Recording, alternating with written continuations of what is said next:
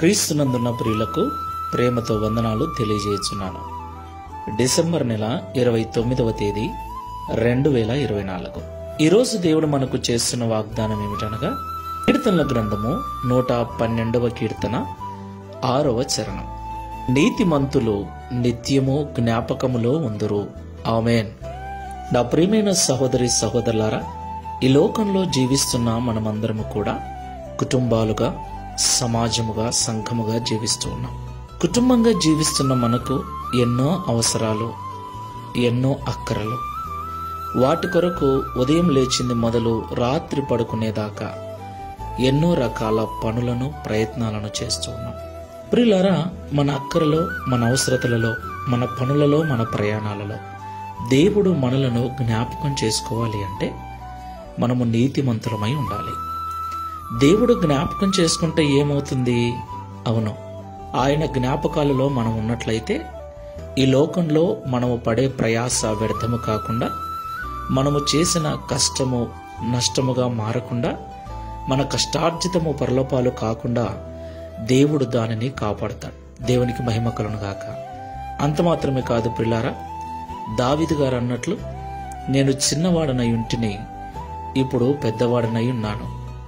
అప్పటి నుండి ఇప్పటి వరకు నీతిమంతులు విడవబడుట గాని, వారి పిల్లలు భిక్షమెత్తుట గాని నేను చూడలేదు అంటాడు. దేవునికి మహిమ కలుగును గాక. ప్రియులారా, నీతి మనకు మంచిది. నీతిగా జీవించటము మనకు మాత్రమే కాకుండా మన పిల్లలకు కూడా క్షేమాన్ని ఇస్తుంది. నీతి మనల్ని ఘనతకెక్కిస్తుంది.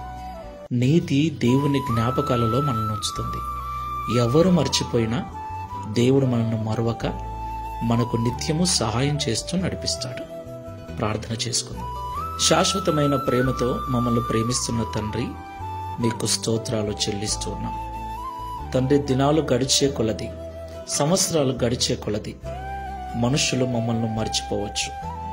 మా ద్వారా సహాయం పొందినవారు, మా ద్వారా మేలు పొందిన వారు కూడా మమ్మల్ని మర్చిపోవచ్చు. అయితే ఎవరు మరచినా మీరు మమ్మల్ని నిత్యము జ్ఞాపకం చేసుకుంటారని మాతో మాట్లాడినందుకు స్తోత్రాలు. అలాగూ నిత్యము నీ జ్ఞాపకాలలో మేము ఉండాలి అంటే ఈ లోకంలో నీతిమంతులమై జీవించాలని మాతో మీరు మాట్లాడారు. ప్రియ తండ్రి, మేము నీతిమంతులుగా జీవించటం మాకు మాత్రమే కాకుండా మా పిల్లలకు కూడా క్షేమాన్నిస్తుందని మాతో మీరు మాట్లాడారు. ఈ ప్రార్థనలో ఏకీభవిస్తున్న ప్రియులందరినీ జ్ఞాపకం చేసుకోండి. ఎవరూ మర్చిపోయారని, ఎవరూ పలకరించట్లేదని, ఎవరూ గుర్తుపెట్టుకోవట్లేదని బాధపడకుండా, ఎవరు మరచినా, ఎవరు పలకరించకపోయినా నా దేవుడు నా నీతిని బట్టి నన్ను తన జ్ఞాపకాలలో ఉంచుకొని ఉన్నాడు. నేను నా దేవునికి తప్పకుండా గుర్తుంటాను.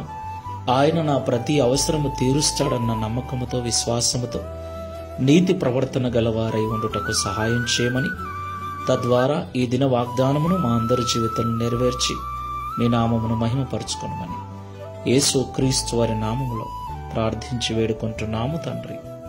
Amen. Praise the lord. God bless you.